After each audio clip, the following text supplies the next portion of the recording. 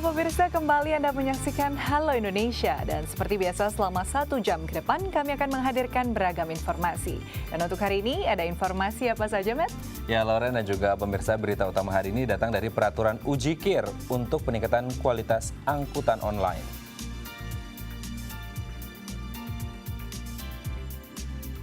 Ada pula memperjuangkan hidup veteran.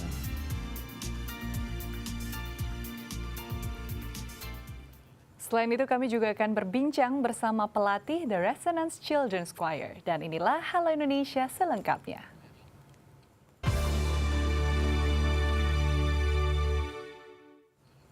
Pemirsa, Kementerian Perhubungan RI dan Ditlantas Polda Metro Jaya menggelar uji KIR dan pembuatan SIM A umum bagi kendaraan umum berbasis online pada tanggal 15 hingga 16 Agustus 2016 di kawasan Monas, Jakarta Pusat. Ya, layanan ini diharapkan dapat meningkatkan kualitas layanan taksi online serta menciptakan rasa aman bagi para penggunanya. Demi meningkatkan kualitas pelayanan transportasi berbasis online di ibu kota, Kementerian Perhubungan bersama Ditlantas Polda Metro Jaya menggelar 2 layanan keliling, yaitu uji berkala, KIR dan pembuatan SIM A umum yang dilakukan pada 15 hingga 16 Agustus 2016 lalu di pelataran Monas, Jakarta Pusat, dalam rangka memperingati HUT Kemerdekaan RI ke-71.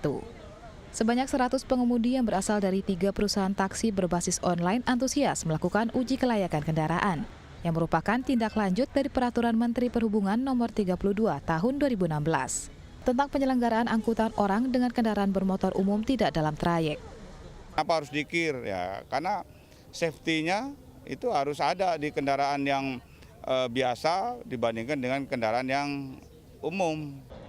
Uji kelayakan atau KIR sendiri mencakup beberapa tahap, mulai dari pendaftaran dengan membayar Rp92.000. Identifikasi dan uji visual kendaraan, uji emisi gas buang kendaraan, hingga penyerahan hasil uji. Bagi pengemudi yang lolos, maka akan ditempelkan tanda atau stiker lolos uji KIR pada mobil pengemudi. Dan harus rutin melakukan uji KIR 6 bulan sekali. Selanjutnya dinyatakan lulus uji, itu diberikan tanda bukti lulus uji. Tanda bukti lulus uji berupa yaitu buku KIR yang dipegang oleh pengemudi kendaraan. Yang kedua itu diberikan stiker di kaca depan dan ketiga stiker tanda samping kanan kiri. Yang keempat diberikan plat uji di plat nomor depan dan plat nomor belakang. Sementara bagi pengemudi yang hendak membuat SIM A umum harus mengikuti uji simulator untuk mengetahui reaksi, antisipasi, konsentrasi dan keterampilan mengemudi serta uji teori SIM, psikotes dan tes kesehatan. Tes tersebut dimaksudkan guna mengetahui kemampuan mengemudi serta mendeteksi kondisi kejiwaan pengemudi jika terindikasi memiliki perilaku yang mengarah pada tindak kriminal. Mungkin karena momennya ini untuk melegalkan kita, ya kita dukung aja gitu. Daripada kan kita selalu kucing-kucingan terus gitulah, ya kan. Harapan saya sih untuk kedepannya taksi online ini selain ditertibkan, dan kita itu benar-benar harus legal gitu kan, legal dan adanya pengakuan dari pemerintah. Meskipun sudah lolos uji KIR bukan berarti taksi online bebas dari peraturan ganjil genap. Mengingat angkutan berbasis online ini masih berplat hitam, kedepannya diharapkan angkutan online dapat memberikan jaminan kenyamanan dan keamanan bagi para penggunanya. Jason Valino, Javier Almadina, Dai TV. Ribuan warga binaan Lembaga Pemasyarakatan Lapas Cipinang kelas 1 Jakarta Timur melakukan upacara penaikan bendera Rabu 17 Agustus 2016 kemarin. Ya, upacara peringatan Hari Ulang Tahun Republik Indonesia yang ke-71 ini dipimpin oleh Pelaksana Harian Kalapas Chandran Lestiono. Tepat di tanggal 17 Agustus 2016 kemarin, 500 warga binaan pemasyarakatan beserta 100 petugas lapas melangsungkan upacara penaikan bendera di lapangan terbuka Lapas Cipinang kelas 1 Jakarta Timur. Upacara ini dihadiri oleh perwakilan dari masing-masing program pembinaan seperti Koperasi Pramuka, Santri, Poliklinik, Perpustakaan, hingga pelajar kesetaraan paket B dan C. Upacara yang dilakukan dalam rangka memperingati Hari Ulang Tahun Republik Indonesia yang ke-71 ini dimulai sejak jam 7:30 pagi. Para peserta mengikuti jalannya upacara dengan penuh hikmat, terutama saat bendera merah putih dikibarkan dengan iringan lagu Indonesia Raya. Jika di tahun sebelumnya pengibaran Sang Saka Merah Putih dilakukan oleh 3 orang pengibar bendera, dalam upacara kali ini terdapat 15 anggota Pramuka Lapas yang menjadi pasukan pengibar Sang Saka. Ya, Gelora Kemerdekaan Republik Indonesia kembali digaungkan dalam amanat upacara yang disampaikan oleh Chandran Lestiono, Kepala Bidang Pembinaan Lapas yang bertindak sebagai Inspektur Upacara. Hal ini sejalan dengan tema perayaan HUT RI di tahun 2016 ini, yaitu Indonesia Kerja Nyata. Dalam upacara kemerdekaan ini dibacakan pula pemberian remisi umum kepada narapidana yang telah berkelakuan baik. Setidaknya terdapat 1.024 narapidana yang mendapatkan pengurangan masa hukuman dan 24 orang yang langsung dinyatakan bebas pasca mendapatkan remisi 17 Agustus tahun 2016 ini. Selain itu ada pula penganugerahan tanda kehormatan Satya Lencana Karya Satya bagi 19 orang pegawai negeri sipil yang telah mengabdi berturut-turut selama 10 tahun, 20 hingga 30 tahun.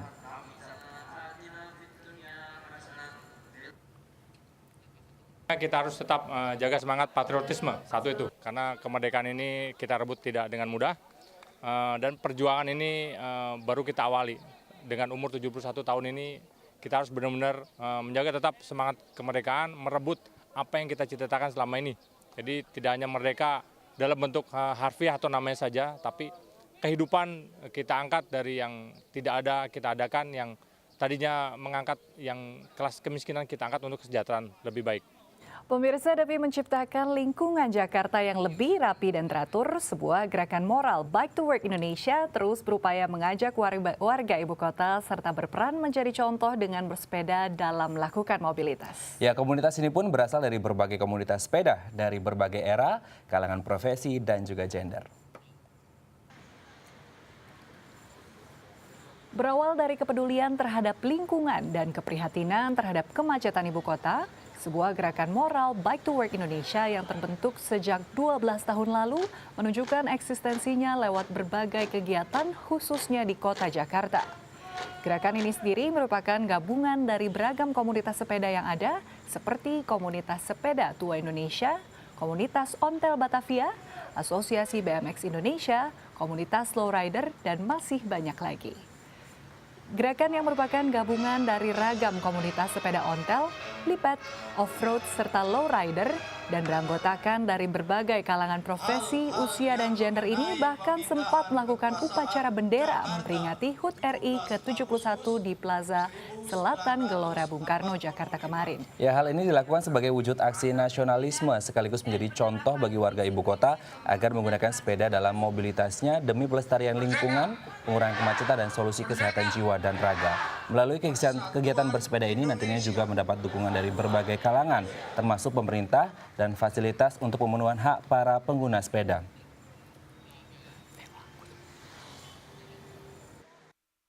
Kita membiasakan untuk menggunakan sepeda kita sebagai moda transportasi alternatif, ya, untuk tujuan sehat dan utamanya ramah lingkungan. Berupaya untuk melakukan sinergi di antara komunitas dan klub, lalu kita harus melakukan sesuatu untuk bangsa ini yang konkret. Ya, yang contoh yang paling gampang adalah menggunakan sepeda kita sebagai moda transportasi alternatif. Jadi tidak tergantung dengan BBM, tidak ikut kemacetan, membuat kemacetan, kita juga ikut menjaga lingkungan. Itu kan manfaat buat bangsa. Kalau harapannya sebetulnya bukan hanya untuk komunitas sepeda, tapi untuk seluruh rakyat Indonesia. Kami salah satu komponen bangsa, komunitas sepeda ini mencoba untuk lebih membuat aksen bahwa 17 Agustus itu adalah hari penting dan merupakan kebanggaan sebagai kita rakyat Indonesia yang merdeka. Pesan saya, sepeda selain menjaga lingkungan hidup juga menjaga kesehatan.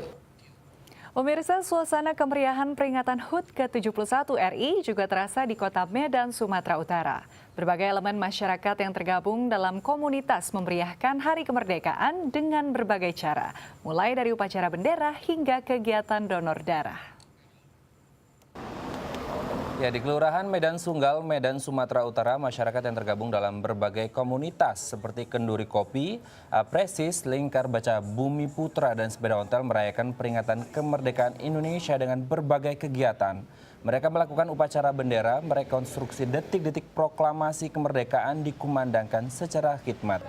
Kegiatan bertema Munajat Merah Putih ini sebagai bentuk penghormatan kepada Tuhan agar menunjukkan solusi terbaik atas berbagai masalah yang sedang merundung Indonesia. Beberapa anggota komunitas yang terampil melukis membuat gambar para tokoh pejuang kemerdekaan Indonesia di atas daun pohon birah, salah satu pohon langka yang ada di Indonesia.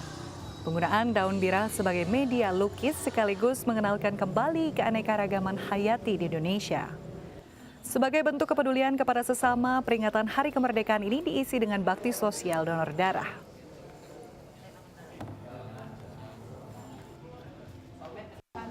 Konser kemerdekaan ini adalah satu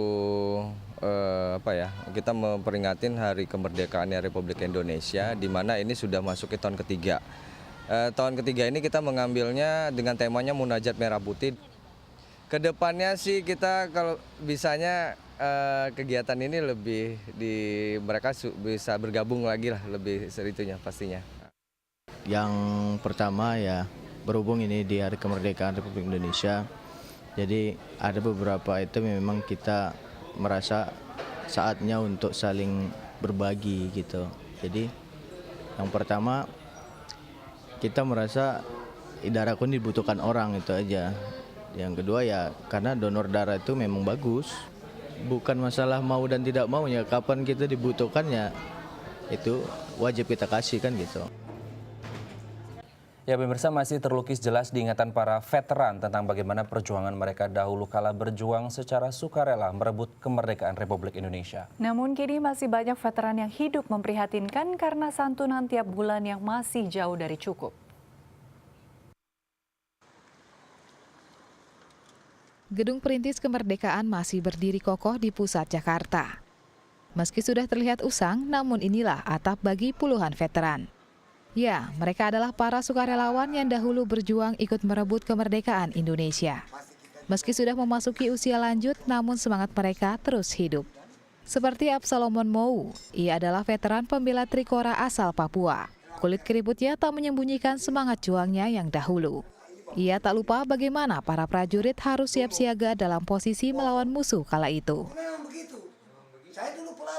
Namun di balik semangatnya, ia masih menyimpan risau. Karena baginya kehidupan para veteran masih perlu mendapatkan banyak perhatian dari pemerintah. Harapan Bapak itu supaya pemerintah bisa perhatikan. Kami dulu berjuang itu tanpa makan, tanpa senjata. Kenapa kami berjuang sampai titik darah penghabisan? Nah, disitulah kami sangat kesal supaya pemerintah itu dapat berpikir ke jalur logika tersebut. Kalau tanpa pejuang tidak ada terbentuk NKRI, Negara Kesatuan Republik Indonesia. Berbeda dari Absalom, Abdul Salam yang juga menghuni di Gedung Perintis, mengaku menikmati penghasilannya dari negara sebagai seorang veteran dengan penuh rasa syukur. Alhamdulillah, muji syukur kepada Allah yang Maha Kuasa. Ada yang ngurus bapak saya sendiri ini di depan. Tunjangan sedikit juga udah dapat. Alhamdulillah, udah muji syukur kepada Allah yang Maha Kuasa. Setiap bulannya mereka menerima hak, yaitu dana tunjangan veteran sebesar Rp1.400.000 dan dana kehormatan sebesar Rp750.000. Fasilitas yang tersedia di sini pun hanya ala kadarnya. Mereka bisa menggunakan kursi yang tersedia sebagai tempat tidur mereka. Sedangkan untuk perbekalan mereka biasa membeli lauk pauk yang siap saji. Yang nggak punya tempat gimana gitu? Kalau punya nggak ada rumah. Kalau ada rumah mah nggak mungkin tempat tinggal di sini, ya kan? Begitu caranya. Mereka kini menikmati masa tua bersama, berkumpul mengingat semua kenangan yang pernah terukir kala berjuang bersama membela negara. Dan kini mereka tetap bersama memperjuangkan hidup dan kesejahteraan. Abdusani Angelin, Alif Ramadan, Dai TV. Pemirsa, setelah ini kita akan berbincang dengan sosok inspiratif pelatih kelompok paduan suara Indonesia yang berhasil menyabet juara di kompetisi internasional di Venesia beberapa waktu lalu. Namun setelah jeda berikut, tetap bersama kami di Halo Indonesia.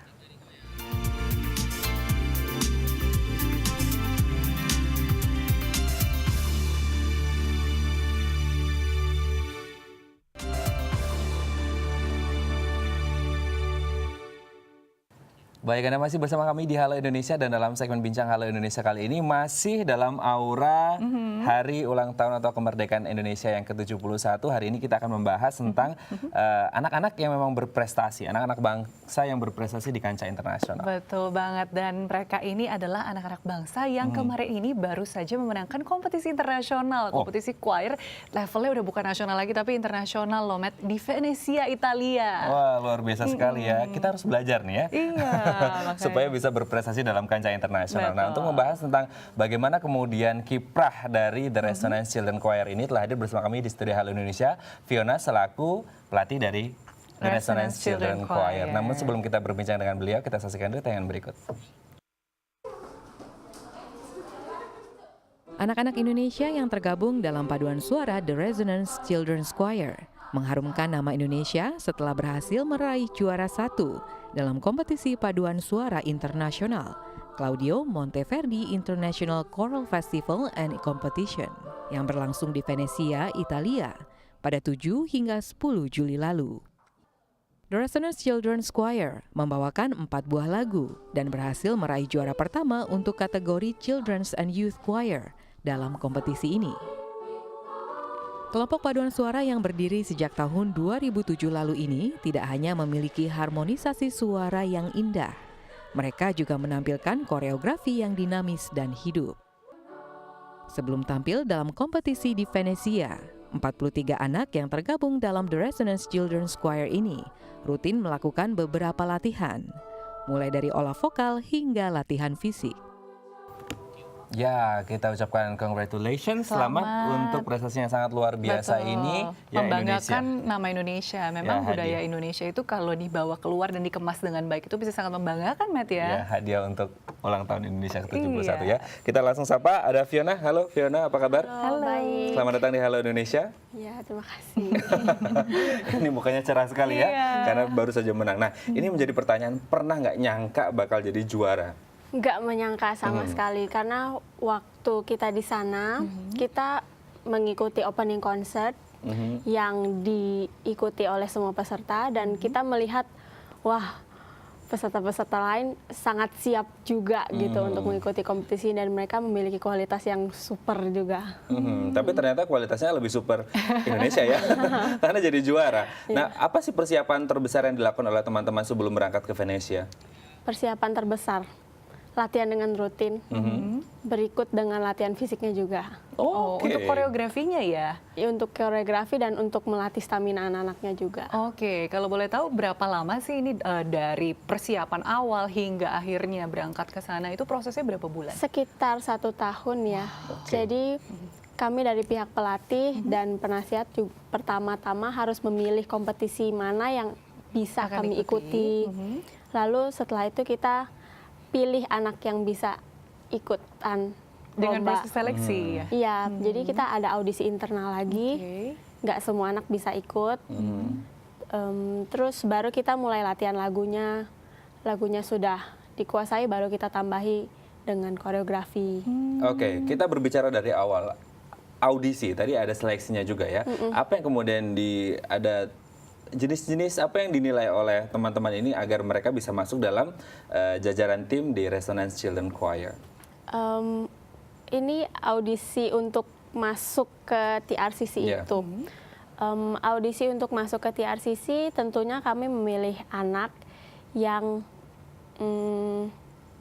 senang bermusik. Yang anaknya termotivasi untuk belajar musik. Biasanya sih kalau audisi kita juga menentukan standar ya. Setidaknya anaknya bisa memainkan alat musik 1 aja. Terus bisa membaca not balok. Apalagi ya, anaknya lebih disukai yang pernah atau sedang mengikuti les vokal. Harus bisa alat musik dan baca not balok. Sepertinya saya... Kualifikasinya masuk nggak nih, Matt? Tapi ada pertanyaan besar kategori usia, Matt. Tapi kalau bicara mengenai prestasi, sebetulnya kan ini bukan pertama kalinya mencapai prestasi secara internasional ya, memenangkan kompetisi internasional. Nah, ini apakah menjadi tantangan tersendiri bagi teman-teman untuk mempertahankan gelar juaranya, atau justru malah memberi semangat nih, kan ada dorongan dari senior-senior yang sudah udah pernah berkancah di internasional sebelumnya. Dengan memenangkan beberapa kompetisi internasional, tentunya kami sangat senang, sangat puas juga. Namun sekarang kita juga semakin termotivasi untuk mengikuti kompetisi-kompetisi internasional lainnya di kancah internasional yang lebih prestigius. Tapi sebenarnya range usianya dari berapa ke berapa sih sebenarnya?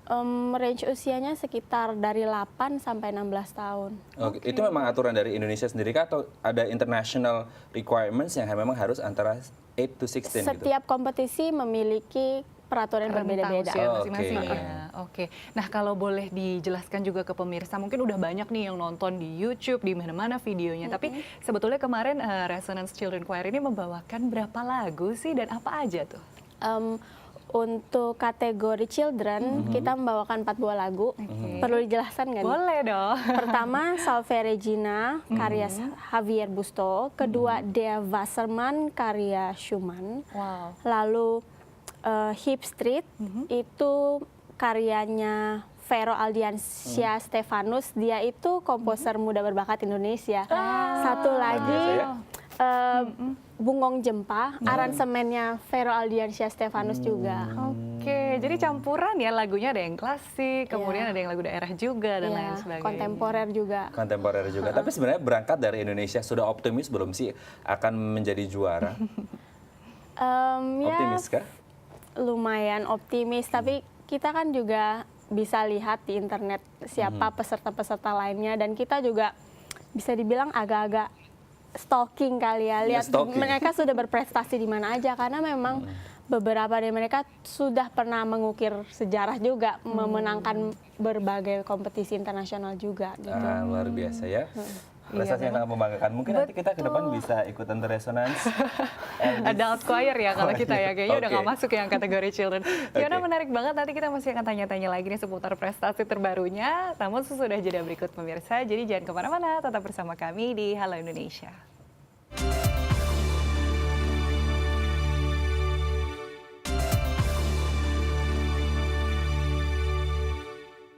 Ya, Anda masih bersama kami di segmen Bincang Halo Indonesia. Anak-anak bangsa Indonesia ini selalu berprestasi di tingkat internasional. Ya, kita masih berbicara tentang The Resonance Children Choir yang meraih juara dalam kompetisi choir internasional. Dan tadi malam, baru tadi malam, ini tim bulu tangkis Indonesia juga mendapatkan medali emas ya di Olimpiade Rio. Selamat untuk Tantowi Ahmad dan juga Liliana. Oke, kita kembali ke Fiona.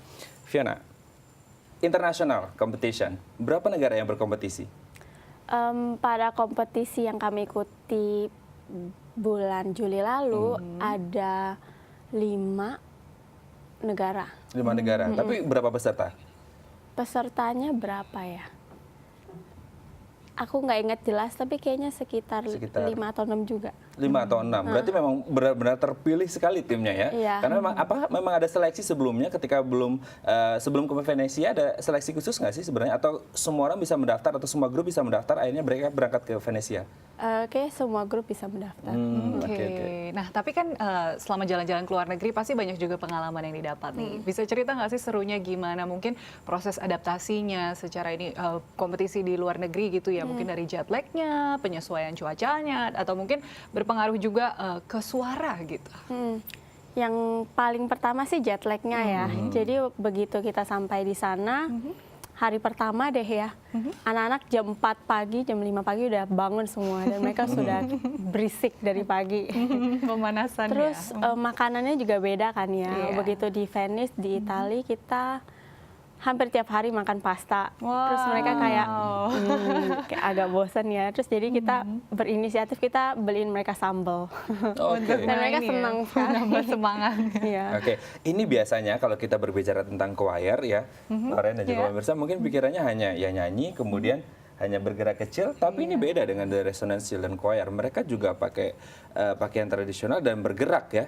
Nah, apakah tidak sulit untuk mengharmoniskan ya? Ada koreografinya. Iya, antara bergerak dan juga bernyanyi. Iya, tentunya sangat sulit ya untuk melatih mereka. Jadi kita sebagai pelatih juga harus menentukan target setiap kali latihan. Pertama mereka harus fasih menyanyikan lagunya, baru kita bisa tambahkan koreografi. Untuk koreografinya sendiri kita panggil bantuan dari luar, namanya Kak Sonya Simanjuntak. Dia memang khusus belajar menari dan dia juga bisa ngajar tarian daerah juga. Jadi untuk lagu-lagu seperti Yamko, lagu Bungong Jempa itu koreografinya diciptakan oleh Kak Sonya dan dilatih oleh Kak Sonya. Memang ini appearance-nya secara menyeluruh bagus sekali, dari kostumnya, suaranya, kemudian koreografinya juga nggak kalah. Ini yang membuat ini ya Indonesia bisa hebat dan menjadi juara. Nah, Fiona sendiri boleh cerita nggak sih gimana sih pengalamannya bisa menjadi pelatih? Mungkin udah berapa lama latihan vokal dan berapa lama menangani anak-anak ini? Oke, sebenarnya ceritanya berawal dari pertemuan saya dengan Devi Francisca. Dulu kami menyanyi pada satu paduan suara sekolah bersama. Terus setelah kami lulus sekolah, dan aku baru sekitar kelas 2 SMA, bergabung dengan paduan suara dewasa Batavia Madrigal Singers yang dipimpin oleh Pak Afif Priyatna. Nah, dari situ kita bertemu lagi di sana dan ternyata Devi menjadi pelatihnya TRCC. Devi pun mengajak saya untuk menjadi pelatih juga di sana. Tadinya sekali 2 kali aja bantuin, tapi lama-lama ya udah jadi pelatih tetap juga. Gitu. Oke. Nah, pasti banyak banget yang penasaran sama profil kamu yang lebih lengkap lagi nih Fiona, karena masih muda belia, sudah begitu banyak prestasi dan bisa menjadi pelatih. Pemirsa pengen tahu, ini dia tayangannya. Di balik keberhasilan para anggota The Resonance Children's Choir meraih juara dalam ajang kompetisi paduan suara tingkat internasional di Venezia, Italia, terdapat peran serta dan kerja keras para pelatih. Salah satunya adalah Fiona. Fiona menggeluti dunia tarik suara sejak usia belia. Pada usia 15 tahun, ia bergabung dengan tim paduan suara Batavia Madrigal Singers dan mengikuti berbagai kompetisi, baik nasional maupun internasional. Kini di usianya yang ke-22 tahun, Fiona bersama beberapa pelatih lain berhasil membawa tim paduan suara The Resonance Children's Choir keluar sebagai juara pertama di kompetisi paduan suara internasional, Claudio Monteverdi International Choral Festival and Competition, yang berlangsung di Venezia, Italia, pertengahan bulan Juli lalu. Ia menghabiskan waktu selama 2 hingga 5 jam sehari untuk melatih 43 anak yang tergabung dalam tim paduan suara ini sebelum mengikuti sebuah kompetisi. Fiona percaya melalui ketulusan dan kedisiplinan yang ia terapkan dalam setiap sesi latihan akan mampu membuahkan prestasi gemilang bagi tim paduan suara binaannya. Ya, berlatih nyanyi sendiri aja udah sulit. Melatih satu anak sudah sulit, apalagi segitu banyak orang. Tadi kita lihat di tayangan ya. Effortnya juga harus lebih ya. Kita kembali ke Fiona. Fiona, melatih sebegitu banyak anak dan akhirnya bisa menang. Berarti kan effortnya sangat luar biasa. Usahanya, aduh, itu harus high effort ya. Bagaimana kemudian bisa mengatasi, yang mungkin anak-anak ini juga moodnya kan naik turun ya, namanya juga masih remaja. Cara mengatasinya, kita membuat latihannya sebisa mungkin tidak membosankan. Fun ya? Iya. Istirahatnya harus cukup ya. Jadi jangan sampai berjam-jam mereka nggak istirahat, itu kan kasihan. Jadi kita kasih istirahat, ada istirahat buat ke toilet, ada istirahat buat minum, ada istirahat buat makan snack. Kadang-kadang kita selipi juga games, permainan-permainan yang di dalamnya ada kegiatan-kegiatan bermusik. Mengingat karena waktu latihannya pasti panjang sekali ya. Kalau boleh tahu dari pagi, bisa seharian atau gimana tuh? Bisa seharian kalau untuk kompetisi. Lalu bagaimana kemudian menyatukan mereka? Mungkin mereka punya jadwal masing-masing, bagaimana kemudian supaya jadwalnya bisa sama-sama sinkron? Biasanya kita memanfaatkan akhir pekan atau liburan lebaran. Oke, tapi sebenarnya ada latihan rutinnya tidak sih? Latihan rutin kita setiap Sabtu. Dan latihan tambahan yang rutin juga itu hari Minggu. Sabtu dan Minggu berarti ya. Oke, nah kalau prosesnya sampai anak-anak bisa menjiwai ini seperti apa? Kan latihan, mungkin pelafalannya kemudian diulang-ulang. Tapi gimana sih? Saya tuh ngelihat, kita kemarin ngeliat tayangannya sampai sampai merinding gitu, karena tuh passionate sekali mereka bisa sampai sangat bersemangat dan berapi-api menjiwai gitu. Gimana sih sebetulnya tips-tipsnya? Tips-tipsnya ya, sebisa mungkin kita memotivasi mereka per anak supaya mereka bisa menampilkan yang terbaik yang mereka bisa. Jadi begitu kita latihan, kita run through, kita lihat mereka satu-satu, dan misalnya memang ada yang terlihat kurang, kita langsung ngomong ke anaknya, personal, kamu kurang pakai mata nyanyinya, atau kamu kurang buka mulut waktu nyanyi, atau kamu gayanya kurang mantap atau bagaimana. Jadi kita lebih ke pendekatan personal ke anak-anak. Gitu. Secara keseluruhan dinilai ya, baik dari ekspresi, suara, gerak, dan lain-lain. Oke, menarik sekali Fiona. Nanti kita masih akan lanjutkan ngobrol-ngobrol tentang Resonance Children Choir. Pemirsa jangan kemana-mana, tetap bersama kami di Halo Indonesia.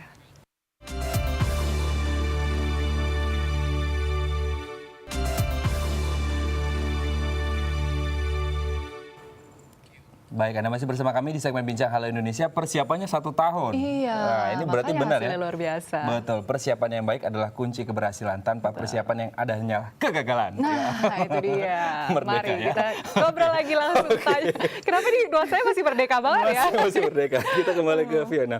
Fiona, ini kan prestasi yang sangat membanggakan. Apalagi membawa nama bangsa Indonesia. Adakah perhatian dari pemerintah?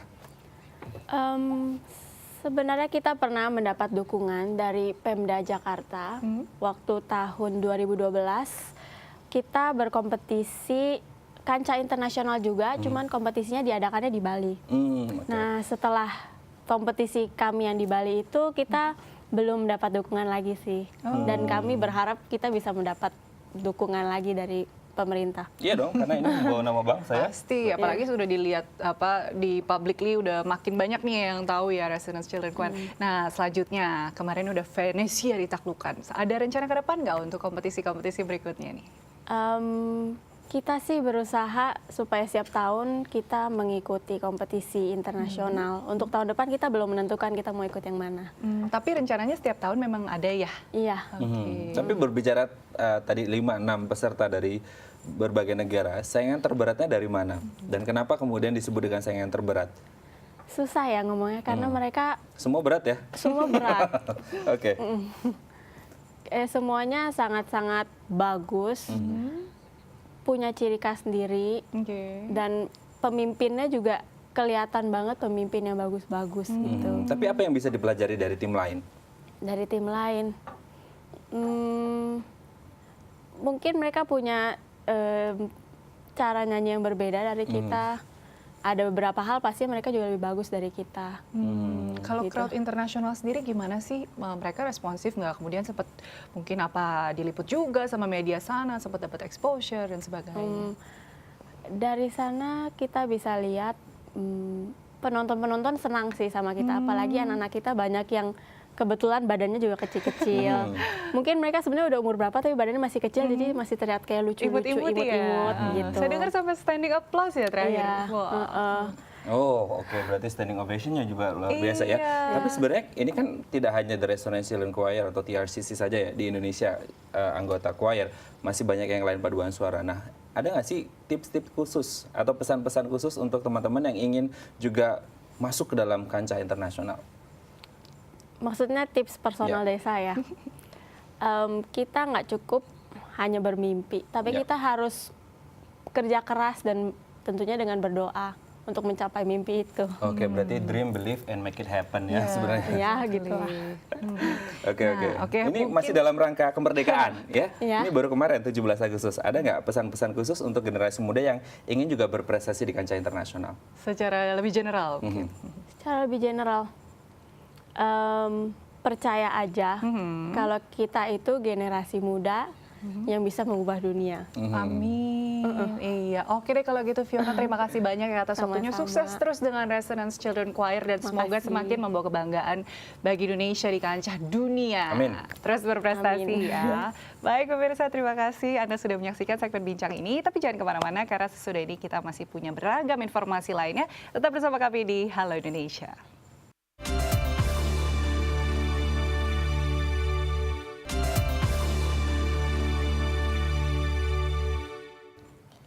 Ya pemirsa, demi meningkatkan keterampilan dalam bidang teknologi informasi, YPAC Nasional bekerjasama dengan 2 organisasi sosial Korea menyelenggarakan pelatihan teknologi informasi kepada 80 orang penyandang disabilitas. Pelatihan yang dimulai sejak bulan Juli 2016 lalu ini akan berlangsung secara bertahap hingga 3 tahun mendatang.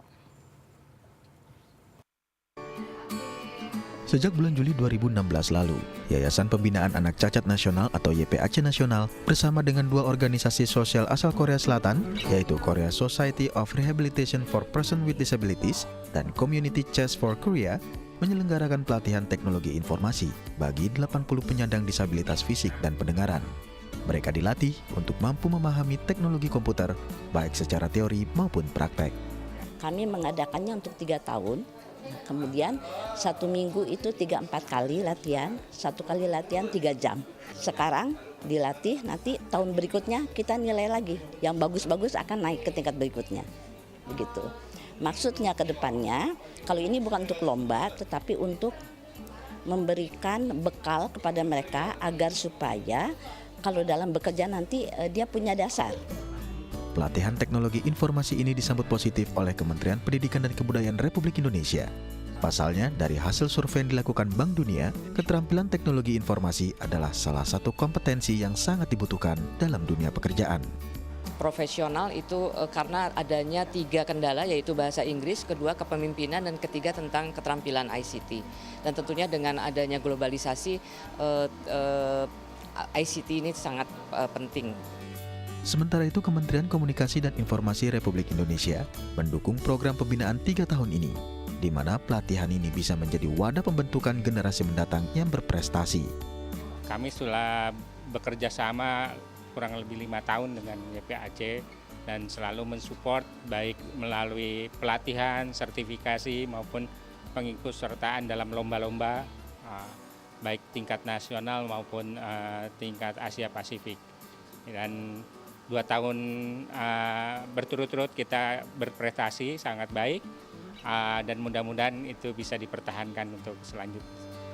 Dibantu dengan 2 pelatih di setiap kelasnya, materi pembelajaran dari Korea yang telah dimodifikasi untuk diterapkan di Indonesia disampaikan kepada para penyandang disabilitas, mulai dari usia 15 hingga 45 tahun. Pelatihan yang berlangsung selama 3 bulan ini dilakukan secara serentak di Jakarta dan Bandung. Dona Puspita, Topan Iskandar, Dai TV. Menghadapi anak berkebutuhan khusus tidak jarang membuat orang takut. Namun tidak demikian dengan Yulef. Ya, salah seorang pelatih teknologi informasi ini tidak gentar untuk membina puluhan kaum disabilitas walau ia belum pernah memiliki pengalaman menangani anak-anak berkebutuhan khusus. Lalu seperti apa kisahnya? Berikut liputannya. Mengajar kompetensi teknologi informasi bukan perihal yang baru bagi pria berusia 37 tahun ini. Namun, membina para penyandang disabilitas untuk memahami setiap elemen komputer beserta dengan kegunaannya adalah hal yang baru dikecapnya. Ya, dialah Yulef Dian, salah seorang pelatih teknologi informasi yang terlibat dalam pelatihan teknologi yang diselenggarakan YPAC Nasional bersama dengan 2 organisasi sosial asal Korea Selatan. Sejak pukul 8:30 pagi, dirinya sudah mendampingi para peserta pelatihan. Walau belum memiliki pengalaman dalam menangani anak berkebutuhan khusus, namun Yulef tahu benar bahwa dirinya harus memberikan perhatian penuh kepada masing-masing peserta. Memiliki pengalaman mengajar selama 4 tahun sebagai dosen informatika di salah satu universitas ternama, ternyata tidak membuat Yulef bisa dengan mudah menyampaikan materi pembelajaran, terutama pada peserta yang memiliki kebutuhan khusus. Namun, ia tidak kehilangan akal. Yulef kemudian menggunakan metode pembelajaran, di mana ia mengedepankan pendekatan praktek agar para penyandang disabilitas dapat lebih mudah menerima ilmu yang disampaikan. Saya mencoba memberikan metode yang sangat praktis, karena kita melihat peserta-peserta juga dari segi kemampuan fisik mereka terbatas, tapi dari segi semangat mereka sangat tinggi. Jadi saya sengaja merancang materi yang sangat praktis, 70%-nya semua saya berikan latihan. Kesulitan dalam berkomunikasi tidak menghambat Yulef untuk berbagi ilmu, karena ia menginginkan agar para penyandang disabilitas juga memiliki kompetensi yang membuatnya siap bersaing dalam dunia pekerjaan. Yang pertama, ini suatu tantangan bagi saya. Pengalaman IT saya akan saya coba share kepada mereka, dan itu ada motivasi tersendiri karena melihat mereka belum diberikan kesempatan dunia kerja. Maka skill yang nanti akan saya share kepada mereka, saya berharap mereka bisa berikut bersaing seperti yang saya alami sebelumnya. Dibantu oleh seorang asisten pelatih, kini Yulef telah membantu mempersiapkan 40 penyandang disabilitas yang siap bekerja dengan keterampilan teknologi informasinya. Dona Puspita, Topan Iskandar, Dai TV. Pemirsa, sekolah berkebutuhan khusus atau SLB kini sudah mulai menerapkan pendidikan inklusi bagi penyandang disabilitas. Ya, seperti sekolah inklusi bernama SLB Serdang Bedagai yang berlokasi di Jalan Besar Desa Bengabing, Kecamatan Pegajahan, Sumatera Utara, yang tak hanya mengajarkan pendidikan akademik, namun juga menyeimbangkannya dengan perkembangan keterampilan. Sebagai provinsi inklusif, Sumatera Utara sudah menerapkan pendidikan berbasis inklusif pada lebih dari 600-an sekolah selama 1 tahun belakangan. Penerapan ini merupakan wujud kepedulian pemerintah untuk memenuhi hak-hak anak disabilitas untuk mengenyam pendidikan yang setara dengan anak-anak lainnya. Di Kabupaten Serdang Bedagai, sekolah inklusi bernama SLB Serdang Bedagai Sumatera Utara sudah berdiri sejak tahun 2007 dan sudah menerapkan pendidikan inklusi sejak awal. Pendidikan inklusi merupakan bentuk penyelenggaraan pendidikan yang menyatukan anak-anak berkebutuhan khusus dengan anak-anak lain yang pada umumnya untuk belajar. Pada pendidikan inklusi, sekolah harus mengakomodasi semua anak-anak tanpa memandang kondisi fisik, intelektual, sosial emosional, linguistik, atau kondisi lainnya.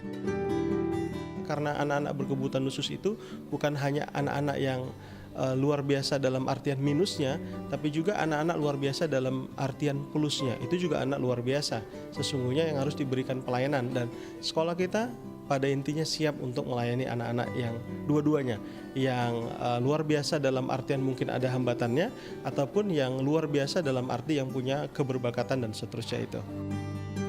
Selain belajar akademik, para siswa di SLB ini juga diajarkan berbagai keterampilan, seperti membuat sabun cuci piring, tata boga, tata busana, dan membuat kerajinan seperti hiasan.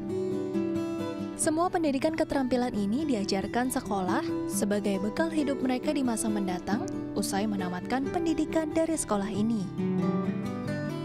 Sistem pembelajaran di sekolah ini mengacu kepada 2 pendekatan. Yang pertama adalah pendekatan akademik, bahwa anak-anak yang secara akademik tidak ada persoalan akan diberikan pendekatan akademik, calistung akan diberikan kepada anak-anak kita. Dan yang kedua akan diberikan keterampilan, di mana keterampilan itu dimaksudkan untuk mempersiapkan mereka untuk menghadapi kehidupan yang lebih real di masyarakat, di tempat mereka berada nanti di tengah-tengah keluarga mereka. Dengan hadirnya sekolah inklusi bagi anak-anak berkebutuhan khusus di Serdang Bedagai ini, diharapkan dapat membangkitkan motivasi dan minat belajar anak luar biasa. Tim Liputan DAI TV. Ya, masih dari Sumatera Utara pemirsa, Rizka Maulida, seorang siswi penyandang tunagrahita, pernah meraih juara 1 boci atau olahraga permainan khusus anak-anak berkebutuhan khusus di Olimpiade Olahraga Siswa Nasional bagi anak berkebutuhan khusus. Ya, lantas seperti apa sosoknya dan juga semangat siswi kelas 10 SLB Serdang Bedagai Sumatera Utara ini? Berikut kami hadirkan sosoknya untuk Anda. Boci merupakan olahraga rekreasi yang dimainkan oleh anak penyandang tunagrahita. Olahraga boci pada anak berkebutuhan khusus bermanfaat untuk merangsang syaraf dan gerak motorik tubuh, mengasah konsentrasi, latihan bersosialisasi, dan juga kerja sama tim. Olahraga boci pun kemudian dipertandingkan dalam Olimpiade bagi anak-anak berkebutuhan khusus. Salah satu atlet boci yang berprestasi adalah Rizka Maulida. Di tahun 2016, Rizka kembali menjuarai olahraga boci dengan berhasil menyingkirkan lawannya yang berjumlah 15 peserta. Kalau cara mengajarnya, ya apalagi kalau di olahraga itu kan ada namanya pendidikan adaptif, pendidikan jasmani adaptif. Jadi olahraga itu disesuaikan dengan kebutuhan si anak. Jadi kalau tunagrahita kan lambat di pemikiran ya, IQ ya. Jadi dia itu harus betul-betul sering mengulang, sering pengulangan itu. Sebagai penyandang tunagrahita sedang, Rizka memiliki kemampuan intelektual umum dan mampu beradaptasi terhadap perilaku. Di sekolah, ia dapat belajar keterampilan dan mencapai tingkat tanggung jawab sosial serta penyesuaian dengan bantuan dari orang sekitar. Selain di lingkungan sekolah, peran keluarga menjadi dasar pembentukan perilaku anak penyandang tunagrahita. Hubungan yang dekat antara keluarga juga membantu anak tunagrahita menjadi lebih percaya diri dan komunikatif. Karena anak tunagrahita juga mampu berprestasi jika ditangani dengan baik dan benar. oh ini anak rupanya memang ada kekurangannya ya juga ada kelebihannya, bangga hatilah saya jadinya. Tadinya kan rasanya awak kecil hati nengok anak kayak gitu. Si abang pun, itulah orang sekolah disuruh sekolah gitu juga lah si abang nih ya kan. Suruh sekolah nggak mau, jadi adik itu nggak pandai apa-apa. Ternyata sudah dia berangkat ke Makassar. Tengoklah ya mak, adik yang kayak gitu berangkat ke Makassar naik pesawat. Kami yang sekolah sehat walafiat, nggak ada apa-apa, nggak pernah berangkat ke. Itulah makanya mama menjadi bangga masa sekarang dia sekolah di SLB. Selain itu, ia juga mempersiapkan diri untuk bertanding boci menghadapi lomba berikutnya di tingkat nasional. Ya senang dia bisa bermain boci gitu kan sama aja dia bisa berpikir gitu apa yang dipermainkan dia gitu. Jadi selama dia mengikuti permain boci itu ya merasa bangga lah sebagai abang gitu. Keterbatasan bukan menjadi tolok ukur untuk meraih prestasi. Rizka Maulida membuktikannya dengan mampu bersanding bersama anak-anak berprestasi lainnya. Tim Liputan, DAI TV. Ya pemirsa, berikut ini perakiraan cuaca untuk sejumlah kota di Indonesia.